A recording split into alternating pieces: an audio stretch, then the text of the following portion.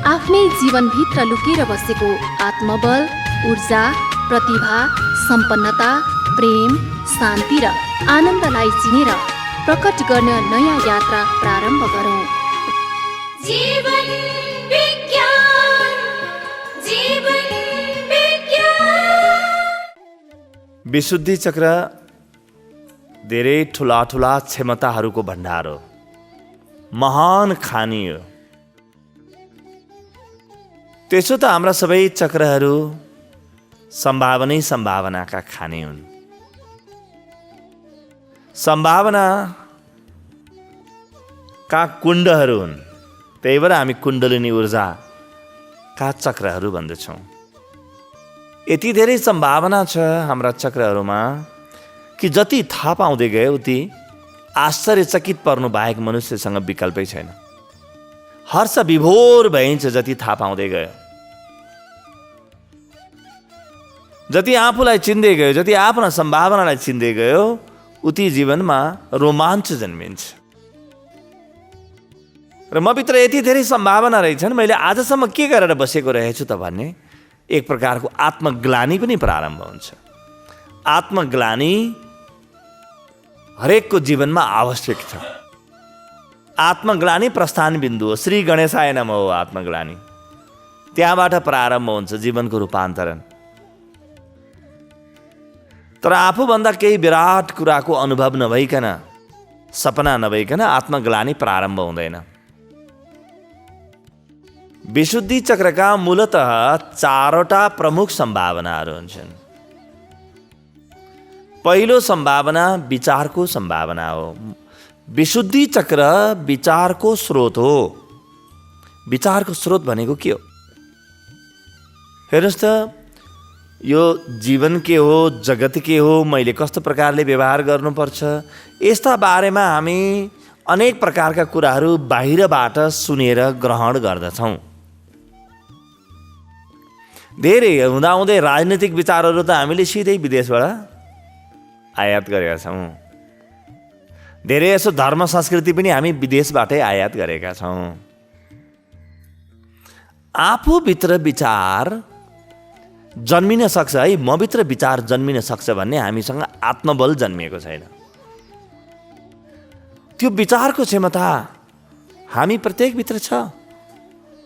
भगवान बुद्धसँग मात्रै होइन, अल्बर्ट आइन्स्टाइनसँग मात्रै होइन, कार्ल मार्क्ससँग मात्रै होइन, महात्मा गान्धीसँग मात्रै होइन, हामी प्रत्येकभित्र विशुद्धि चक्रमा त्यति नै विचारको सम्भावना लुकेको छ।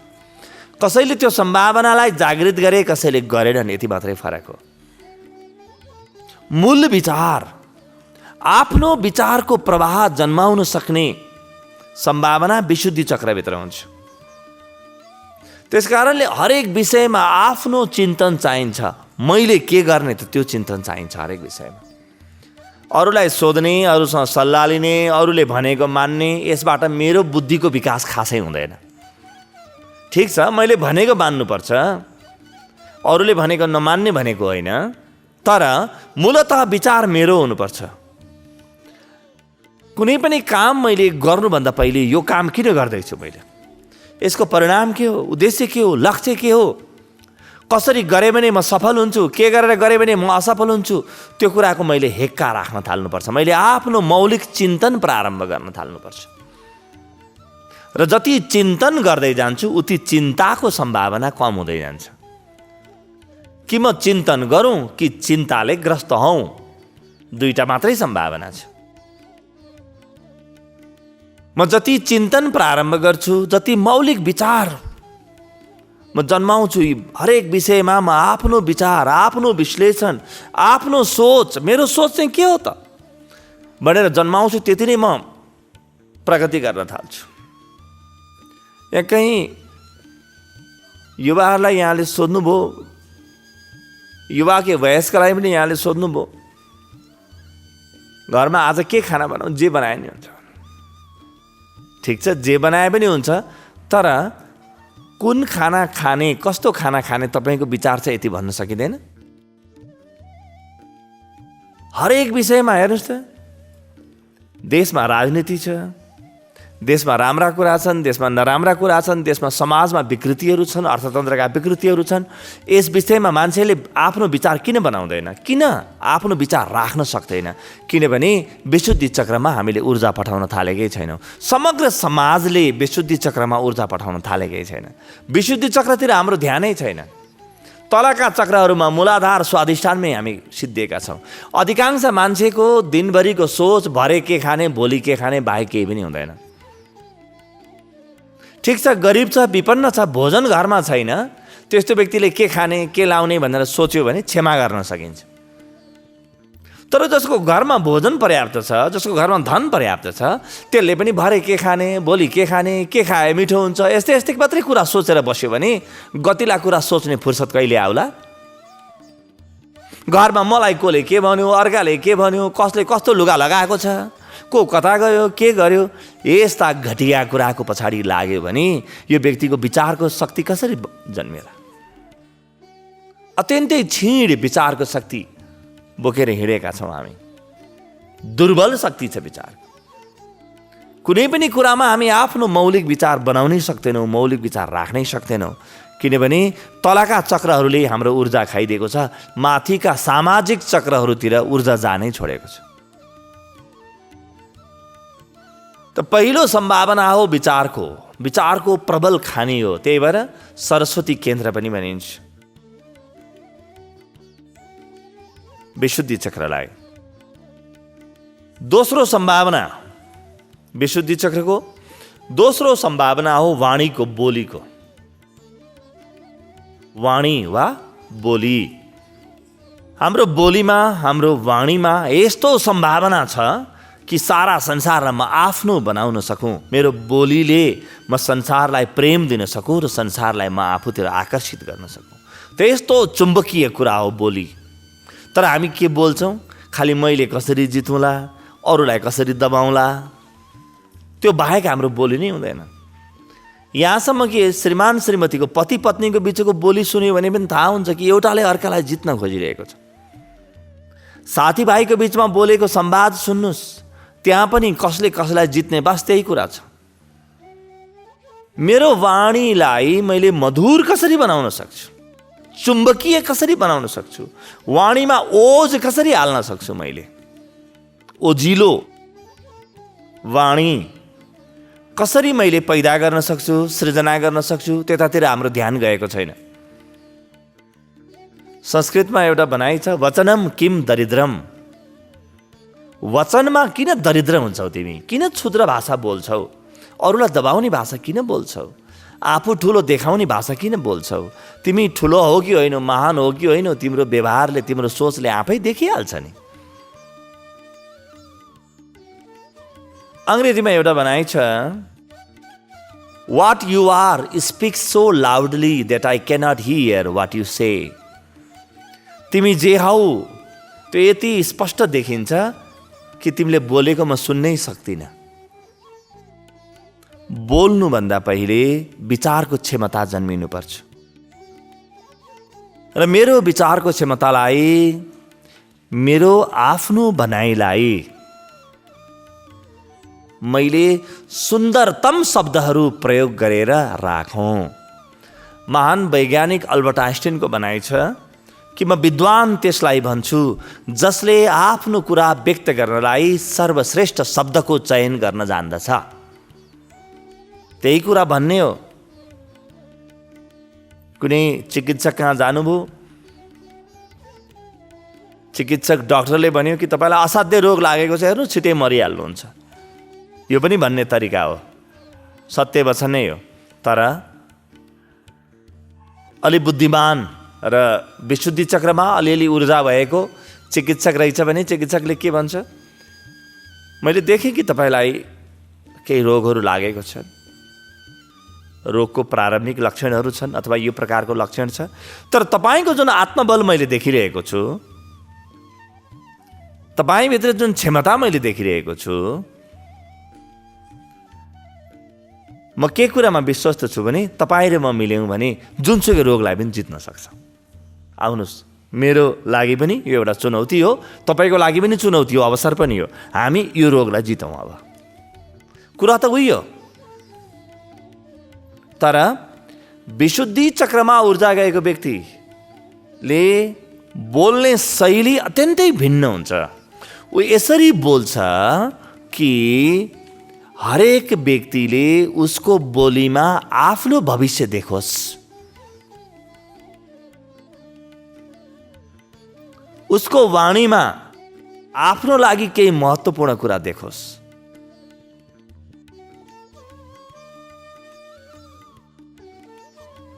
त्यो वाणीको क्षमता हो। वाणी बोली अत्यन्तै चुम्बकीय हुन्छ। मैले आफ्नो कुरा राख्नको लागि तितो नै बोल्नुपर्छ भन्ने जरुरी केही पनि छैन। तितो त्यो व्यक्तिले बोल्छ जसलाई बोल्नै आउँदैन। र उसले के भन्छ भने सत्य तितो हुन्छ भन्छ। सत्य कहिले पनि तितो हुँदैन। सत्यभन्दा मिठो केही पनि हुँदैन। बोल्न नजानेर हामी सत्यलाई पनि तितो बनाइदिन्छौँ। कति तिता तिता औषधिलाई पनि बाहिरबाट गुलियो लेप लगाएर खान योग्य बनाइएको छ, सेवन गर्न योग्य बनाइएको छ। त मैले मेरो बोलीलाई सेवन गर्न योग्य बनाउन सक्दिनँ। जब म मेरो वाणीमा काम गर्न थाल्छु, म सङ्कल्प गर्छु कि आजबाट म कसैलाई पनि चित्त दुख्ने गरी बोल्दिनँ। मलाई जे बोल्नु छ त्यो सर्वश्रेष्ठ शब्दहरू प्रयोग गरेर, चयन गरेर, सुन्दरतम तरिकाले म आफ्ना कुराहरू बोल्छु।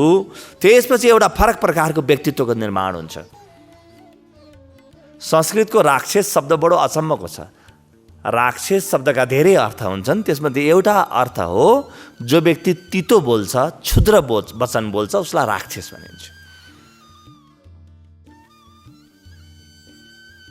राक्षसको जस्तो बोली हुनुपर्छ भन्ने जरुरी केही पनि छैन। निरन्तर म प्रयास गरौँ, बिस्तारै मेरो व्यक्तित्व यति विराट हुन्छ कि मैले बोल्नै पर्दैन। मैले नबोलिकन पनि हजारौँ कामहरू भइरहेका हुन्छन्। न्यूनतम बोलीमा अधिकतम प्रभाव आउन थाल्छ। र जब म आफ्नो वाणीमा काम गर्न थाल्छु, मैले बोल्न थाल्दा अरूका कान ठुला ठुला हुन्छन्, अरूका कान भगवान गणेशका जस्ता हुन्छन्। नेतृत्व क्षमता जन्मिन्छ। त्यही भएर भगवान गणेशका कान हामीले ठुला बनायौँ। ठुला कान छ। हरेक व्यक्तिले तपाईँलाई कान दिन थाल्छ। अहिले त कान लुकाउँछ। जो व्यक्तिको वाणी तितो छ, बोलीमा प्रभाव छैन, त्यो व्यक्तिले बोलेको कोही पनि सुन्न चाहन्न। त्यही भएर त हामी भन्छौँ कि मैले बोलेको कसले सुन्छ र भन्छौँ। सुनाउन जानेकै छैन भने हो। मसँग यति बुद्धि छैन कि अरूले सुन्ने गरी बोलौँ, त्यो भन्न खोजे हो। विशुद्धि चक्रको पहिलो सम्भावना हामीले विचार भन्यौँ, दोस्रो वाणी भन्यौँ, तेस्रो सम्भावना प्रतिभा। सारा प्रतिभाहरू विशुद्धि चक्रसँग सम्बन्धित हुन्छन्। चाहे फुटबलको प्रतिभा होस्, चाहे सङ्गीतको प्रतिभा होस्, चाहे गीतको, चाहे कविता, चाहे कुनै वैज्ञानिकको प्रतिभा होस्, चाहे भगवान बुद्ध जस्ता गुरुको प्रतिभा होस्, चाहे कुनै राजनीतिक विचारकको वा राजनीतिक नेताको प्रतिभा होस्, यी सारा प्रतिभाहरूको जन्म थलो विशुद्धि चक्र हो। कोही पनि व्यक्ति वैज्ञानिक त्यतिखेर बन्छ जब उसको विशुद्धि चक्रमा ऊर्जा जान थाल्छ। ध्यानले नै ऊर्जा त्यहाँ पठाउँछ भन्ने जरुरी छैन। कति मान्छेको के हुन्छ कि जन्म जन्मसम्मको यात्रामा कसैले विशुद्धि चक्रमा अत्यन्तै धेरै काम गरेको छ, थाहा पाइ नपाइकन भने बिस्तारै ऊ अत्यन्तै प्रतिभाशाली हुन्छ। गायकहरू, कलाकारहरू, यी सबै विशुद्धि चक्रको मामला हो। त्यसकारणले मैले मेरो प्रतिभा जगाउनु छ भने मैले मेरो विशुद्धि चक्रमा काम गर्न थाल्नुपर्छ। प्रत्येक व्यक्तिभित्र प्रतिभा हुन्छ। प्रतिभा नभएको व्यक्ति कोही पनि हुँदैन। कोही पनि हुँदैन प्रतिभा बिनाको। प्रतिभाको हिसाबले गरिब कोही पनि हुँदैन। यो ईश्वरको करुणा हो कि प्रतिभा बिनाको मान्छे पृथ्वीमै पठाउँदैन उसले। प्रत्येक व्यक्तिले एउटा न एउटा प्रतिभा लिएर जन्मेको छ। तर हामी मध्ये अधिकांश आफ्नो प्रतिभालाई नचिनिकन मर्छौँ। प्रतिभालाई नचिनिकन मर्नु जीवनको दुरुपयोग हो। त्यही भएर हाम्रा ऋषिहरू भन्छन् कि आफ्नो प्रतिभालाई नजगाइकन मर्यौ भने फेरि जन्मेर आउनुपर्छ, पुनर्जन्म हुन्छ। काम गर्ने बाँकी छ त पुनर्जन्म हुनु परेन? 2 कक्षामा फेल भएपछि फेरि अर्को वर्षमा 2 कक्षामा पढ्नु त पऱ्यो नि। 3मा जान कहाँ पाएर फेरि यही सुख दुःखले भरिएको जीवनमा फर्केर आऊ, त्यो भन्न खोजिएको। मेरो आफ्नो प्रतिभाको म पहिचान गरौँ, मेरो प्रतिभा केमा होला त त्यसको पहिचान गरौँ म, र त्यसमा काम गरौँ। र मलाई जे गर्न मन लाग्छ, गीत गाउन मन लाग्छ गीत गाउँ, बजाउन मन लाग्छ बजाउँ, चित्र कोर्न मन लाग्छ चित्र कोरौँ, कविता लेख्न मन लाग्छ कविता लेखौँ, व्यवसाय गर्न मन लाग्छ व्यवसाय गरौँ। कुनै उमेरले कहिले पनि छेक्दैन प्रतिभालाई। यस्ता कति इतिहासमा यस्ता अनेकौँ घटनाहरू दर्ज छन् कि कोही व्यक्तिले 80 वर्षको उमेरमा कखरा सिकेर कवि बन्यो, त्यस्ता घटना पनि छन्। उमेर बाधा नै होइन प्रतिभाको लागि। वास्तवमा मैले केही गर्न नसक्ने भएँ भने त मरिहाल्छु नि। मृत्यु एकमात्र बुढेसकाल हो, त्योभन्दा पहिले बुढेसकाल कहिले पनि आउँदैन। मलाई थाहा होला कि प्रकृतिलाई थाहा होला म बुढो भएँ कि भएन भन्ने। म बुढो भएँ भने त प्रकृतिले पठाइदिइहाल्छ नि, तिमी काम नलाग्ने भयो ल, भइहाल्यो, छोड यो शरीर भन्दा छुटाइहाल्छ। त्यस कारणले मेरो उमेरको मैले चिन्ता गर्ने होइन। हरेक उमेरमा जीवनको निर्माण सम्भव हुन्छ। तेस्रो सम्भावना प्रतिभाको हो। आफ्नो प्रतिभामा काम गर्न थाल्ने बित्तिकै अनुहार उज्यालो भइहाल्छ नि। आफूलाई मन परेको विषय पढौँ, आफूलाई मन परेको काम गरौँ। अरूले मलाई के सल्लाह दिन्छ त्यो त्यति मूल्यवान छैन जति मेरो आफ्नो आन्तरिक निष्कर्ष हुन्छ। मैले आफूलाई चिनौँ, त्यस कारणले पहिले विचारको क्षमताको हामीले कुरा गऱ्यौँ। यो तेस्रो सम्भावना थियो। चौथो सम्भावना नेतृत्व क्षमताको हो। विचार, वाणी, प्रतिभा, नेतृत्व। नेतृत्व क्षमता के हो? मैले कुनै निश्चित सपना देखेँ, जीवनको कुनै सपना देखेँ, खुला आँखाले देखेको सपनाको कुरा गर्दैछु म, निदाएको बेला देखेको सपनाको होइन। मैले कुनै जीवनको सपना देखेँ र त्यो सपनामा काम गर्ने मेरो अठोट जन्मियो। म निरन्तर त्यो सपनामा काम गर्न थालेँ भने बिस्तारै म भित्रबाट छुट्टै प्रकारका भाव तरङ्गहरू जन्मिन्छन्। अरू व्यक्तिहरू पनि मेरो सपनातिर आकर्षित हुन्छन्। मैले जुन सपना निर्माण गर्न खोजेको छु, जुन सपनालाई म यथार्थमा परिणत गर्न खोजेको छु, त्यो बाटोमा हिँड्न अरू व्यक्ति पनि रुचाउन थाल्छन्। त्यहाँबाट नेतृत्व जन्मिन्छ। नेतृत्व मैले कुनै व्यक्तिलाई गएर जबरजस्ती समातेर म नेता बन्छु, तिमीले मैले भनेको मान है भनेर जन्मिँदैन। नेतृत्व क्षमता सपना देख्ने क्षमता हो। Ability to dream. कुनै एउटा सपना मैले देखेको छु, जीवनको कुनै एउटा विराट आकांक्षा ममा जन्मियो र त्यो आकांक्षामा म आफू समाहित भएँ। बिस्तारै मेरो नयाँ प्रकारको व्यक्तित्व जन्मिन्छ। त्यो सपनाको बाटोमा म निरन्तर हिँड्न थाल्छु। रात दिन मेरो सोच नै त्यही हुन थाल्छ। मलाई अरू कुरो सोच्ने फुर्सदै हुँदैन। बिस्तारै मेरो व्यक्तित्व नयाँ बन्छ। व्यक्तित्व नयाँ नबनिकन कहिले पनि नेतृत्व जन्मिँदैन। नेतृत्वले व्यक्तित्वलाई पछ्याउँछ। पर्सनालिटी डेभलप नभइकन लिडरसिप डेभलप हुँदैन। व्यक्तित्वको निर्माण। कुनै एउटा विराट सपनामा मैले मेरो जीवनको आहुति दिन थालेँ भने बिस्तारै एउटा छुट्टै प्रकारको व्यक्तित्व ममा जन्मिन्छ र मेरो व्यक्तित्वसँग, मेरो सपनासँग जसले उस्तै प्रकारको सोच राख्छ, समतरङ्ग राख्छ, सेम वेभलेन्थ सेयर गर्ने भन्छौँ नि हामी अङ्ग्रेजीमा, ती व्यक्तिहरूको एक प्रकारको नजानिदो जमघट सुरु हुन्छ। त्यहाँबाट नेतृत्व क्षमता आफै जन्मिन्छ। हरेक व्यक्तिभित्र नेतृत्व क्षमता हुन्छ, हरेक व्यक्तिभित्र विचारको क्षमता हुन्छ, हरेक व्यक्तिको वाणीको क्षमता हुन्छ अथवा अभिव्यक्तिको क्षमता। कसैको वाणीको क्षमता छैन भने पनि फरक प्रकारको अभिव्यक्तिको क्षमता हुनसक्छ। कसैले नाटकद्वारा आफूलाई अभिव्यक्त गर्न सक्छ, नाट्य कलाद्वारा, कसैले गायनद्वारा अभिव्यक्त गर्न सक्छ, कसैले लेखनद्वारा अभिव्यक्त गर्न सक्छ। आफ्नो अभिव्यक्तिको माध्यम हो, एक्सप्रेसन छन् उनीहरू, अभिव्यक्तिका माध्यमहरू हुन्।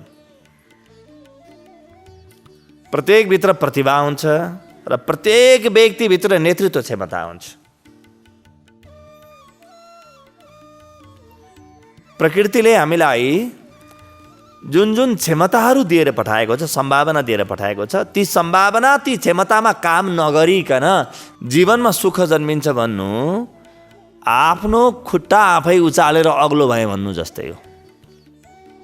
आफ्ना सम्भावनाहरूमा काम नगरिकन जीवनमा सुख जन्मिँदैन।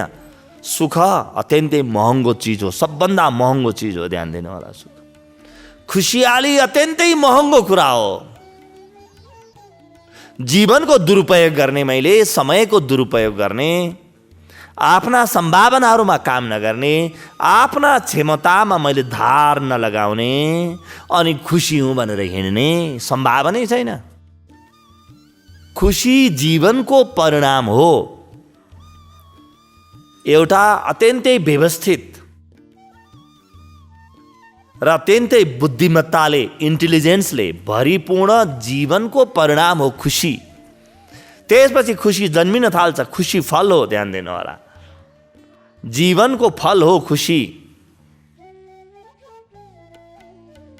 जब जीवन सुफल हुन थाल्यो खुसी जन्मिन्छ।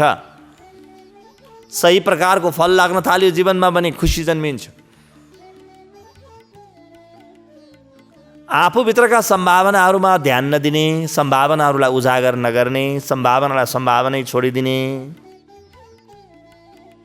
जे कुरा गर्न लायक छैन त्यो चाहिँ गर्ने, जे कुरो गर्न लायक छ त्यो चाहिँ नगर्ने, अनि म खुसी हुँ भन्ठान्ने। कसलाई ठग्नु र यहाँ? म बाहेक जिन्दगीमा मैले कसैलाई पनि ठग्नै सक्दिनँ।